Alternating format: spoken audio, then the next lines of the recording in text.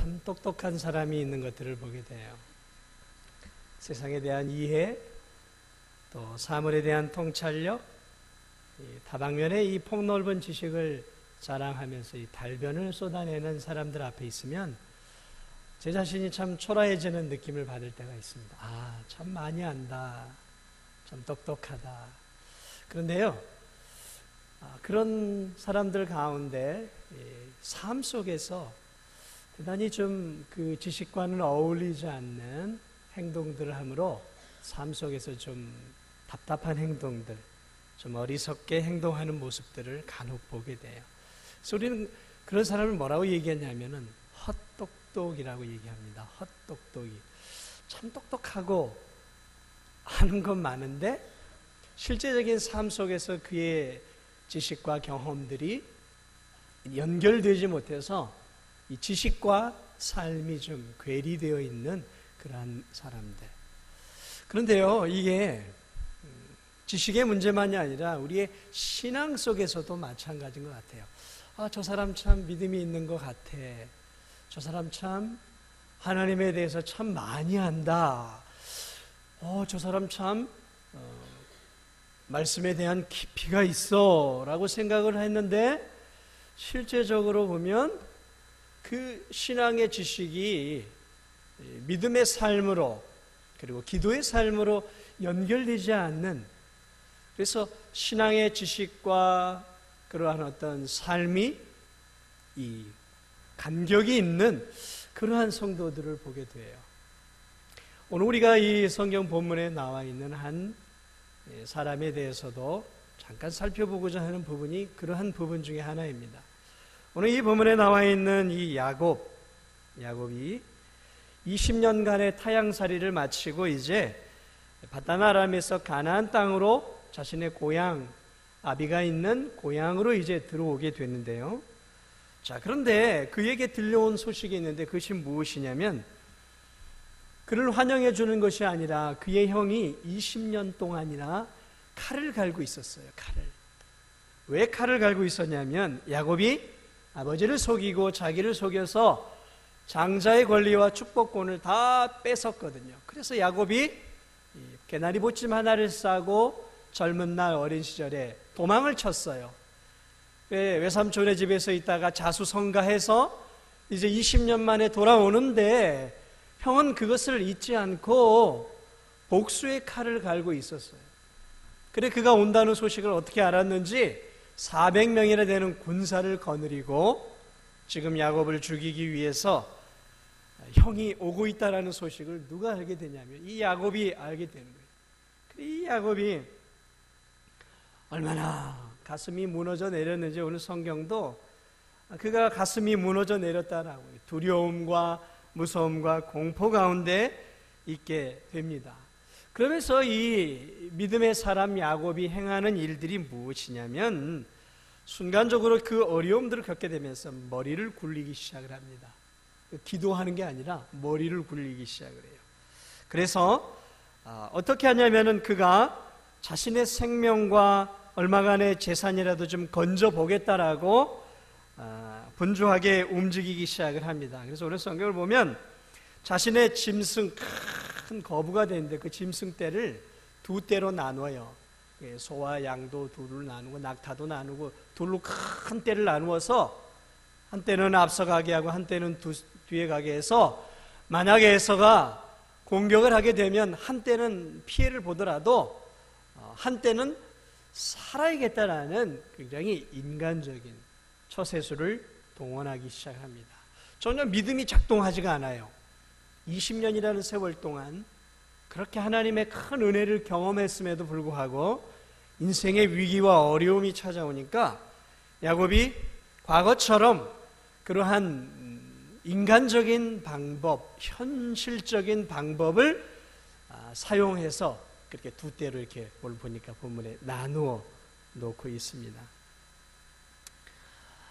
자, 그런데 여러분 이 야곱의 모습은 비단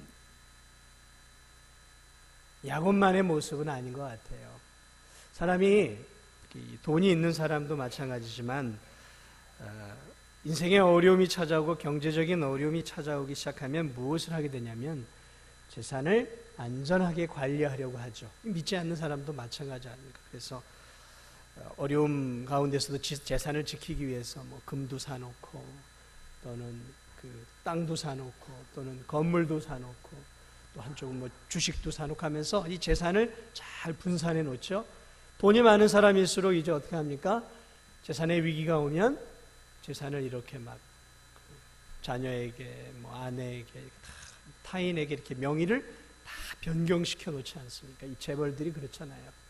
그게 다 변경시켜 놔서 어려움이 오거나 부도가 났을 때 살 수 있는, 피할 수 있는 구멍을 찾거든요. 근데 오늘 이 야곱이, 이 믿음의 사람 야곱이 그렇게 이 세상적인 처세술을 동원해서 인생의 어려움들을 해결해 보려고 하죠. 비단 야곱만의 문제가 아니라 우리의 문제일 수 있다는 것이죠. 인생의 어려움이 올 때 하나님 앞에 엎드리기보다는, 하나님께 먼저 기도하기보다는 뭔가 내 경험, 내 지혜, 내 지식, 그리고 내가 가지고 있는 경험들을 활용을 해서 먼저 살 궁리를 먼저 찾아요. 그게 이 야곱의 모습이었습니다.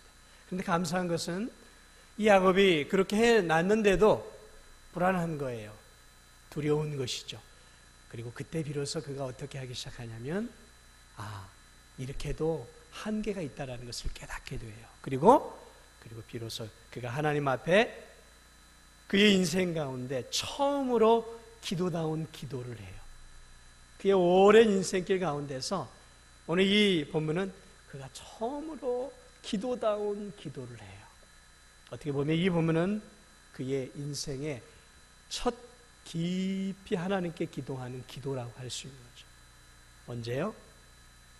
인생의 막다른 골목에 섰을 때였던 것 같아요. 좀 미리미리 기도했으면 좋은데 인생의 이 벼랑 끝에 이제 서 있는 것이죠.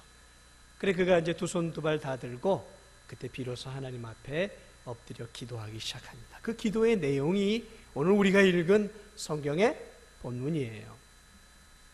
자, 그는 어떤 기도를 했을까? 그리고 어떻게 기도했을까? 그래서 오늘 저는 여러분과 함께 그 부분을 잠시 함께 좀 나눠 보려고 합니다. 이 야곱이 그 인생 가운데 기도다운 기도를 처음으로 한 것이 오늘 이 본문이에요. 그러니까 이 본문은 우리가 좀 주목해서 봐야 할 필요성이 있는 것이죠. 자, 야곱은 어떤 하나님께 지금 기도를 드리고 있는가? 자, 기도의 대상을 먼저 좀 살펴보겠습니다. 9절을 보세요. 야곱이 또 이르되 내 조부 아브라함의 하나님, 내 아버지 이삭의 하나님 여호와여 라고 하면서 오늘 야곱이 분명하게 자신이 기도하는 기도의 대상을 언급을 하고 있습니다. 여기서 아버지 이삭의 하나님 여호와여 할 때 그가 지금 하나님을 부르고 있는데 이 하나님은 엘로힘이라는 히브리 말인데 이 말은 뭐냐면 전능하신 분이시다라는 거예요. 능력의 하나님이다라는 것이죠. 그러니까 능력의 하나님께 기도하고 있고 영원한 하나님, 전능하신 하나님, 다시 말하면 나를 도울 수 있는 하나님 이런 거죠. 그러니까 이 하나님이라는 이 이름 우리는 지금 하나밖에 없는 이름이라서 그런 의미인데 이 히브리 말로는 엘로힘하고 불렀단 말이에요. 그러니까 전능자여, 영원하신 분이여, 나를 도우실 수 있는 능력의 하나님이여 이런 의미예요. 그리고 그렇게만 부르는 것이 아니라 엘로힘하고 그 옆에 뭘 붙이냐면 여호와를 붙여요. 하나님 여호와여. 이 여호와라는 이 말은 대단히 독특한 이스라엘의 신관을 보여주고 있는데 그것은 약속의 하나님이라는 뜻이 있어요. 언약을 주시고 언약을 성취하시는 하나님이라는 그런 의미가 이 여호와라는 이 의미 속에 담겨 있어요. 그러니까 어떤 하나님께 지금 기도하고 있냐면 언약을 지키시고 언약을 이루시고 그리고 나를 도울 수 있는 하나님 하면서 그 하나님께 그 여호와께 지금 기도를 하고 있다라는 것이죠.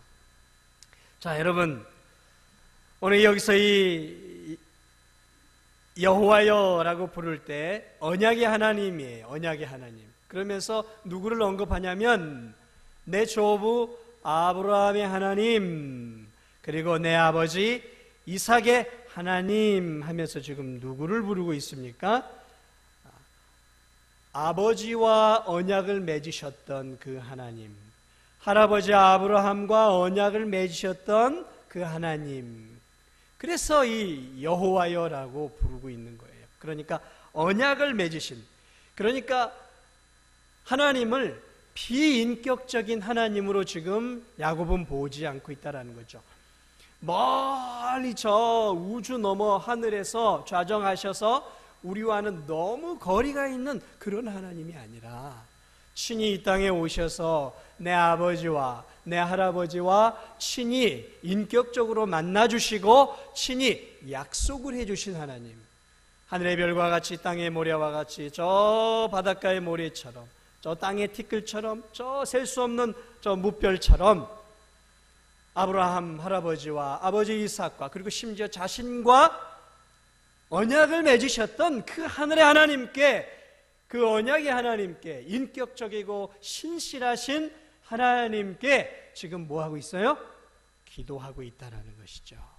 그러니까 여러분, 이 야곱은 지금 어떤 하나님이냐면 나하고 전혀 상관이 없는 하나님, 나하고는 거리가 먼 무인격적인 하나님에게 지금 기도하고 있는 게 아니에요.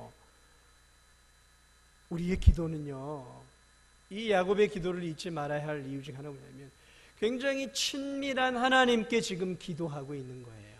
약속을 지키시는 하나님께 기도하고 있다는 것이죠. 사랑하는 여러분, 여러분 매일 기도하고 계십니까? 어떤 하나님께 기도하고 계세요? 어떤 하나님이에요? 여러분이 드리는 기도는 그저 교회 나와서 또는 가정에서 그냥 따발총식으로 타타타타타타 하나님 주옵소서 주옵소서 주옵소서 5분 10분 탁 하고 그냥 가는, 내가 하나님께 말하고 하나님이 나에게 말씀하는 그런 인격적인 만남이 아니라 그저 저 멀리 있는 하나님에게 내 기도의 제목들을 속사포처럼 확 쏘아 올리고 나는 일어나서 또 가는 거예요. 그런 하나님이 아니란 말이죠. 서로가 서로에게 오고 가는 대화가 있는 인격의 그 하나님께 우리가 기도하고 있는 거예요. 전능하신 하나님이시지만 그 하나님은 멀리 계신 하나님이 아니에요. 여전히 나와 함께 하시고 그리고 내 기도를 들어주시는 신실하신 하나님이신 것이죠.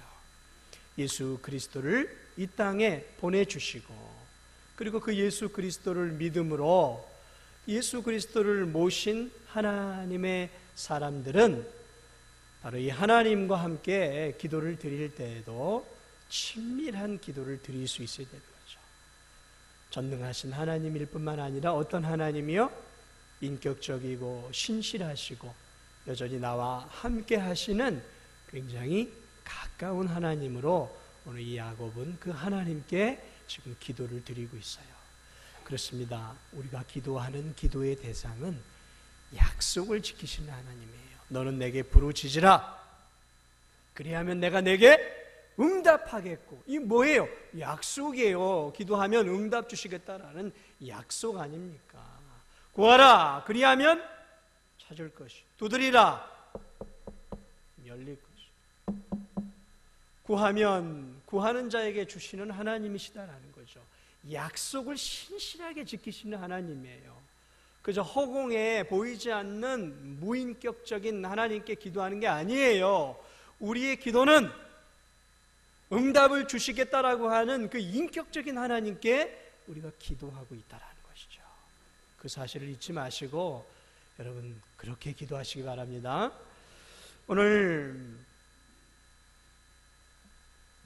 이 야곱이 드리는 이 기도 대상은 바로 전능의 하나님이고 약속을 지키시는 여호와예요. 그런데 오늘 그럼 도대체 어떻게 기도를 드렸을까? 오늘 보니까 그는 대단히 기도할 때 겸비하고 겸손한 자세로 하나님께 지금 기도하고 있는 것들을 보게 됩니다. 우리 10절을 함께 읽도록 하겠습니다. 시작.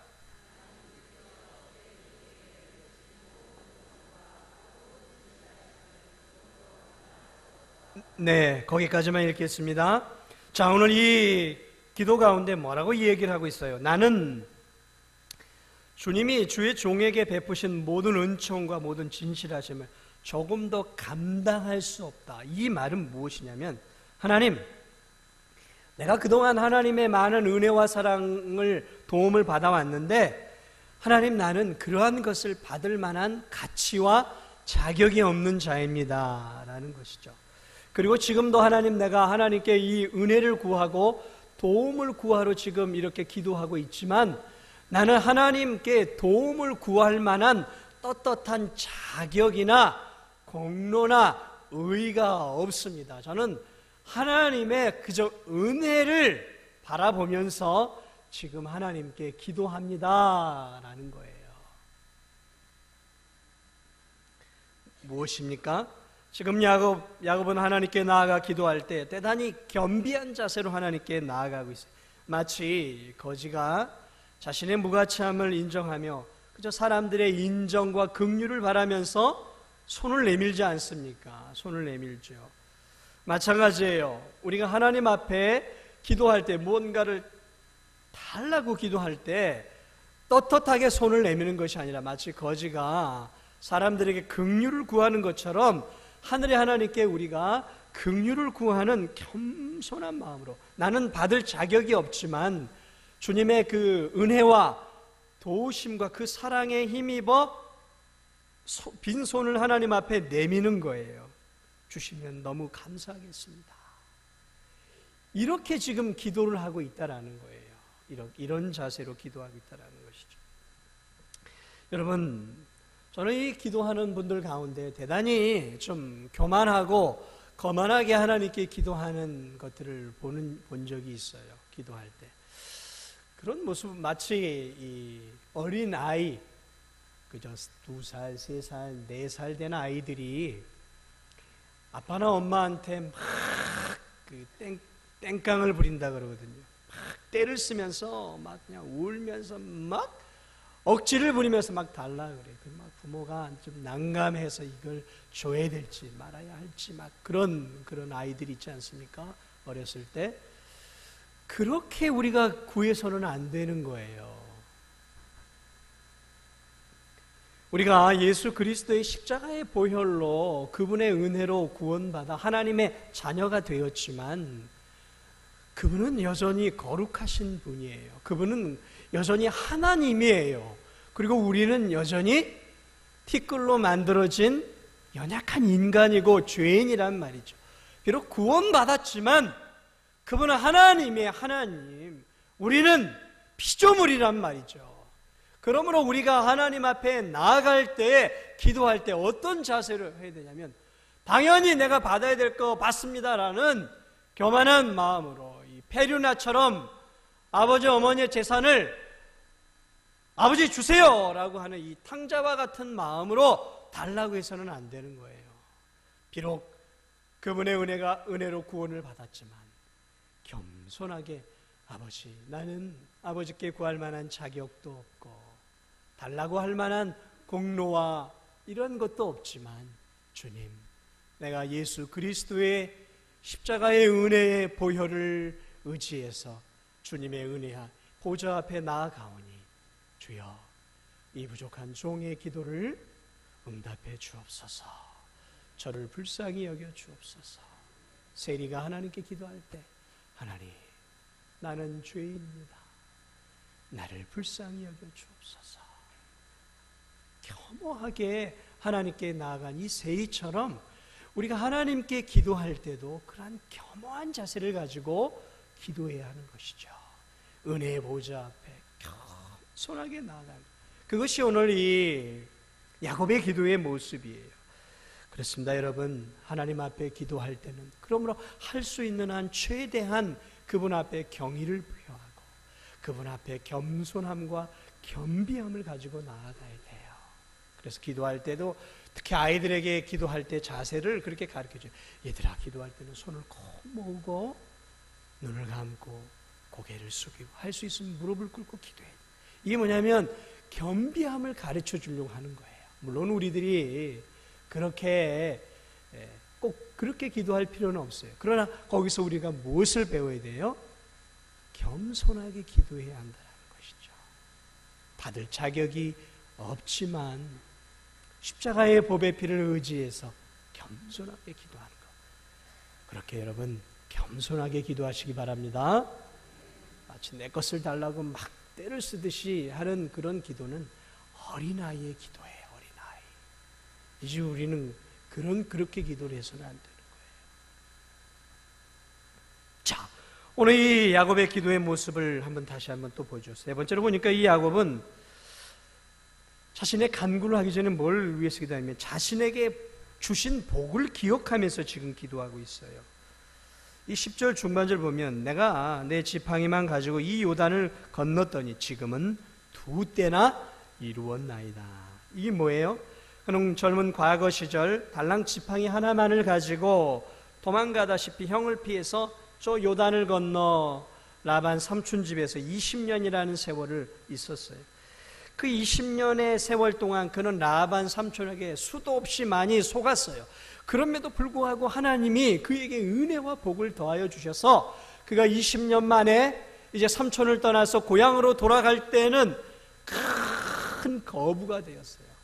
2때나 이뤘어요. 한 때를 잃어버려도 그 한 때만으로도 부자일 만큼 그는 어마어마한 부자가 되었다라는 것이죠. 그것을 지금 기억하면서 하나님께 감사하면서 기도하고 있는 이 모습들을 보게 되죠.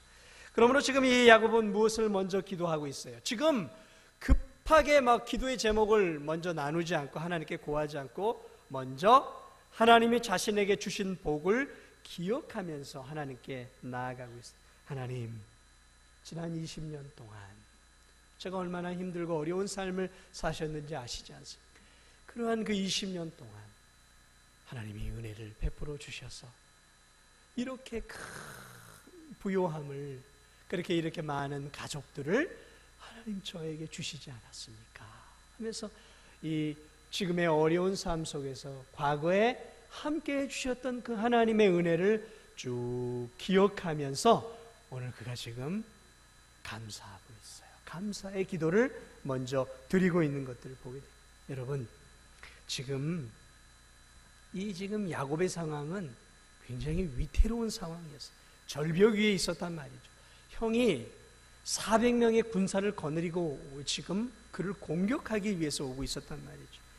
20년 동안 그가 쌓아왔던 그 모든 것, 처자와 재물과 또 노비와 많은 것들이 한순간에 지금 사라질 위기예요. 심지어는 자신의 목숨과 사랑하는 처자의 목숨이 이제 하루 이틀 사이에 완전하게 무너질 수 있는 굉장히 두려움의 시간이었어요. 그러니 그의 마음속에 얼마나 큰 두려움이 있었습니까? 오늘 성경에도 그가 두려워 떨었다라고 했어요. 그런데 그 두려움 가운데서 먼저 하나님 도와주세요라고 먼저 말하지 않고 과거의 은혜를 먼저 쭉 꺼내고 있는 이 기도의 여유를 볼 수 있는 것이죠.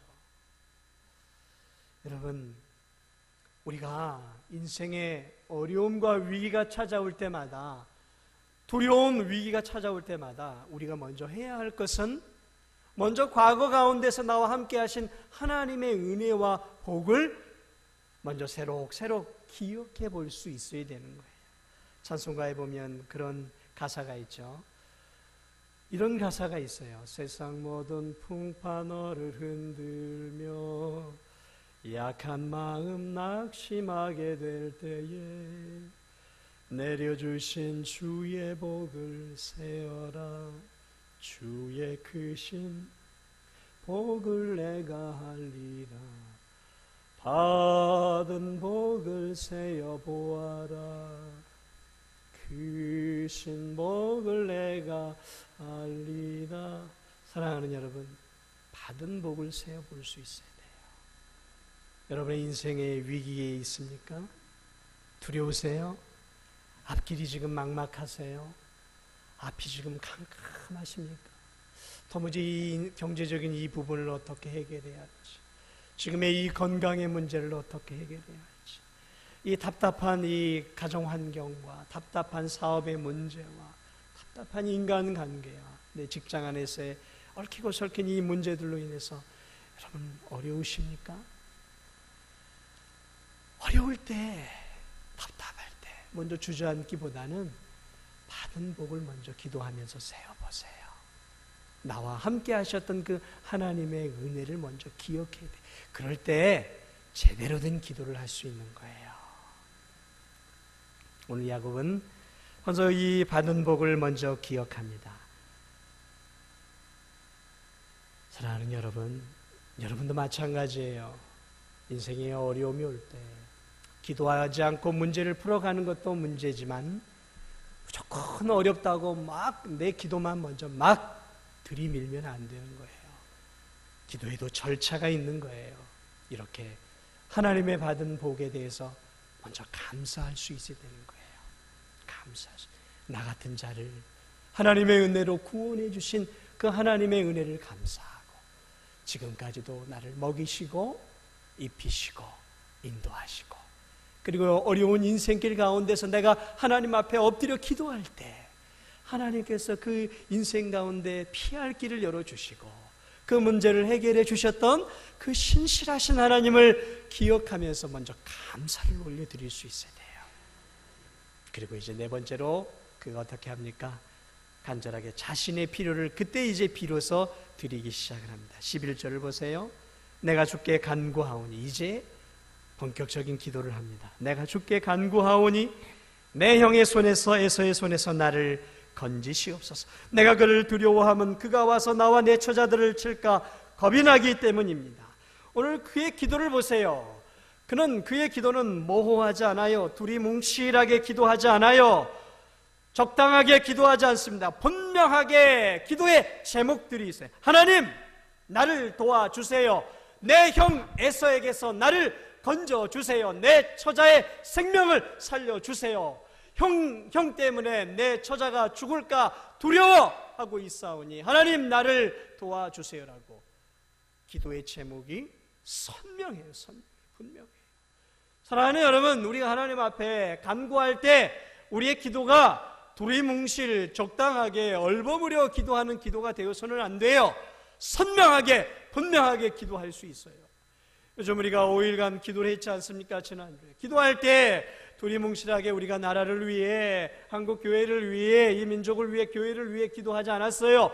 분명하게 구체적으로 기도했단 말이죠. 지금 대선이지 않습니까? 좋은 대통령이 뽑혀야 되지 않습니까? 그렇다면 이 나라가 좋은 나라가 되게 해주십시오 라고 두리뭉실하게 기도할 게 아니라 하나님, 좋은 대통령이 뽑힐 수 있도록 도와주옵소서, 이렇게 우리가 기도해야 하는 거예요. 앞으로 대선이 얼마 남지 않았어요. 그러니까 우리가 분명하고 구체적으로 기도해야 하는 것이죠. 한국교회 하나님 회복하게 해 주옵소서, 한국교회가 정말 부흥하게 해 주옵소서, 이렇게 두리뭉실하게 할 게 아니라 세상을 사랑하고 물질을 사랑하고 쾌락을 사랑하는 한국교회가 돌이키게 하여 주시고 이제는 예수님을 더 사랑하고 진리를 더 사랑하고 하나님을 더 사랑할 수 있게 해달라고 구체적으로 기도할 수 있어야 되는 거예요. 오 하나님, 이 진도 땅을 회복시켜 주옵소서, 진도 안에 교회들 부흥의 은혜를 주옵소서. 물론 이런 기도도 해야 돼요. 그러나 이 진도 땅 안에 만연되어 있는 우상 숭배, 그리고 미신, 그리고 여러분도 알다시피 이 정말 이 뭐가 가득합니까? 지금 이 바닷가 쪽들 같은 데 가운데는 보이지 않는 이 우상 숭배가 얼마나 많은지 몰라요. 이 무속이 얼마나 가득한 곳인지 몰라요. 이 무속적인 것들이 떠나가게 해달라고 분명하게 기도해야 하는 거예요. 우리 교회가 잘 되게 해주세요. 우리 교회가 그냥 부흥하게 해주세요. 이러한 기도보다는 하나님, 담임 목사에게 말씀의 권세와 능력을 주시고 참된 진리를 전할 수 있도록 그렇게 기도해야 하고, 사랑하는 성도들이 하나님 말씀에 순종할 수 있도록 전도에 힘쓰는 교회, 선교에 힘쓰는 교회, 구제에 힘쓰는 교회, 서로 사랑하고 서로 돌아보고 서로 정말 이웃을 사랑할 수 있는 그런 구체적인 기도의 제목을 갖고 기도해야 되는 거예요. 구역 식구들 한 사람 한 사람의 연약한 영혼들의 상태를 위해서 기도해야 되고, 오남 진려의 선교회 안에서 자신의 그 안에 있는 기도의 제목들을 가지고 구체적으로 기도해야지 두리뭉실하게 기도해서는 안 된다는 거예요. 여러분, 기도는 구체적이어야 돼요. 구체적으로 해야 돼요. 아이가 엄마 아빠에게 뭐 필요할 때 돈을 달라고 할 때 구체적으로 해야 되는 거예요. 엄마 나 이거 학용품 연필을 사야 되니까 500원 주세요, 1000원 주세요라고 분명하게 얘기를 해야죠. 아버지 저 좀 돈 좀 필요한데 한 뭐 얼마만 좀 주십시오. 필요합니다. 뭐 살려? 아이고 뭐 알 필요 그냥 알아서 주세요. 제가 필요한 거 살. 이러면 안 되는 거예요. 구체적으로 달라고 해야 되는 거예요. 구체적으로. 그러면 여러분 구체적으로 기도하십시오. 여러분의 가정을 위해서도 두리뭉실하게 기도하지 마세요. 구역을 위해서 두리뭉실하게 기도하지 마시고 구체적으로 세부적으로 필요한 부분들 위해서 기도해야 하는 거예요. 기도하십시오. 여러분 기도하셔야 돼요. 여러분 하나님 없이도 살 수 있습니까? 기도하지 않고도 여러분 잘 살아가고 있어요? 아니에요. 기도 없이는 우린 살 수가 없습니다. 그러므로 구체적으로 우리의 인생의 기도의 제목들을 우리 아버지께 구체적으로 기도해야 돼요. 너는 내게 부르짖으라, 구하라, 찾으라, 두드리라. 구체적으로 하나님께서는 우리에게 요구하고 있기 때문에 우리도 우리의 인생 가운데 어려움 속에, 여러분의 가정이 어려우면, 부부의 문제가 있으면, 자녀와의 관계에 문제가 있으면, 자녀가 어려우면 구체적으로 구하세요. 구체적으로. 그러면 하나님이 그 구체적인 기도를 들으시고 그 문제에 대한 은혜로운 길들을 하나하나 열어주시고 해결해 주실 줄 여러분 믿으시고 구체적으로 기도하시기 바랍니다.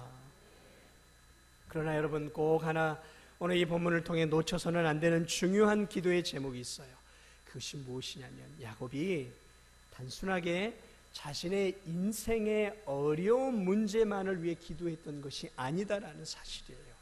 언뜻 보기에는 하나님, 야곱의 에서의 손에서 내 처자와 내 가족과 나의 생명을 지켜 주옵소서라는 이 기도의 제목이 언뜻 보기에는 그저 내 생명, 내 가족 생명만 소중하게 여기는 그러한 그 본능적인 기도인 것처럼 들리게 돼요. 그런데 그렇지가 않아요.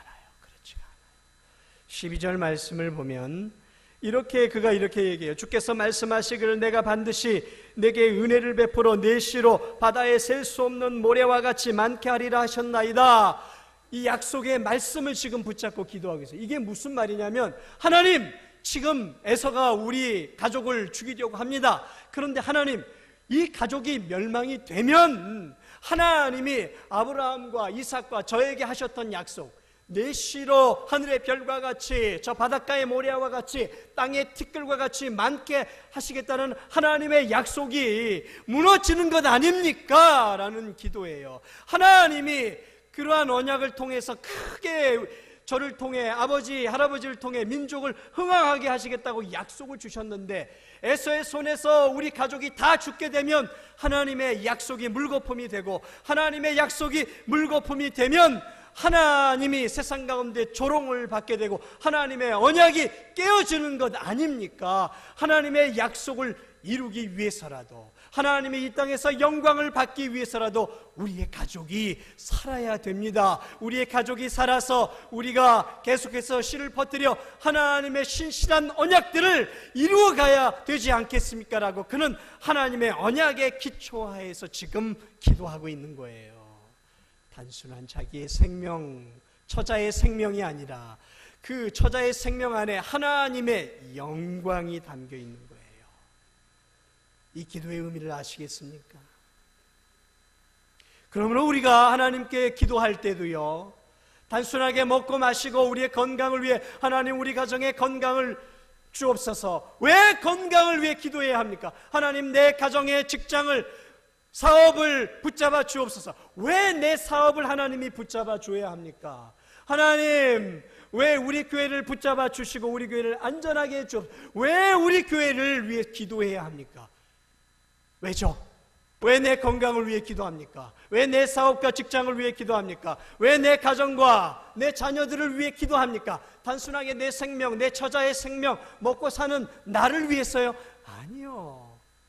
그렇게 기도해서는 안 되는 것이요. 하나님, 내가 건강해야 내가 힘있게 하나님의 일을 할 수 있으니까 하나님 나의 건강을 지켜주셔서 나로 하여금 하나님의 영광을 위해 살게 해주소서. 하나님, 내 직장을 붙잡아 주옵소서. 단순하게 먹고 사는 것이 아니라 이 직장을 통해서 내가 먹고 살며 내가 하나님께 영광을 올려드리는 삶을 살기 위해서 하나님, 내 직장을 튼튼하게 붙잡아 주시고 내 사업을 붙잡아 주셔야 됩니다라는 우리의 모든 기도가 하나님의 영광과 연결을 해서 기도를 할 때 우리의 먹고 사는 이 모든 기도가 단순한 나 자신의 유익과 이기적인 목적이 아니라 하나님의 영광과 연결이 되어 있을 때 하나님이 우리의 기도에 응답을 해 주시는 거예요.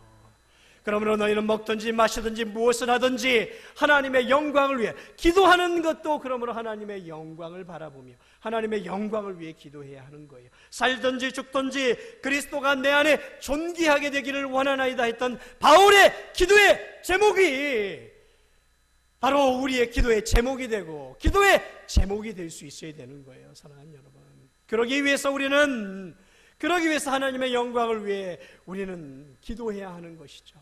사랑하는 여러분 가운데 기도를 잃어버린 분들이 있어요. 요즘 기도를 잃어버리고 기도하지 않는 분들이 있단 말입니다. 여러분, 절박하지 않으세요? 기도하지 않을 만큼 절박하지 않으세요? 그래서 기도하지 않고 살아가고 있습니까? 그리스도인들 가운데 가장 무모한 성도가 어떤 성도인 줄 아세요? 기도하지 않고도 잘 먹고 잘 살고 내가 살 수 있다라고 생각하는 성도, 기도하지 않고 살아가는 성도들이에요. 교회 안에서 가장 무모한 성도들은 기도하지 않고 살아가는 성도.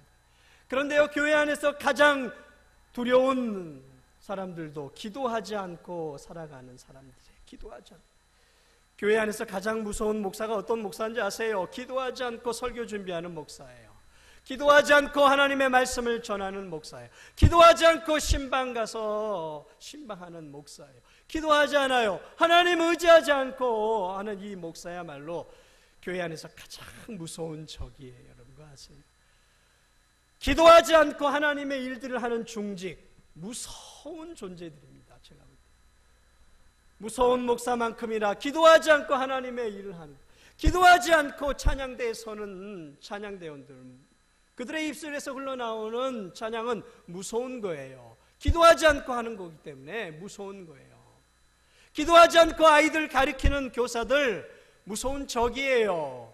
하나님 의지하지 않고 자기 의존해서 하는 거기 때문에 그런 교사들이 아이들의 영혼을 죽이는 거예요.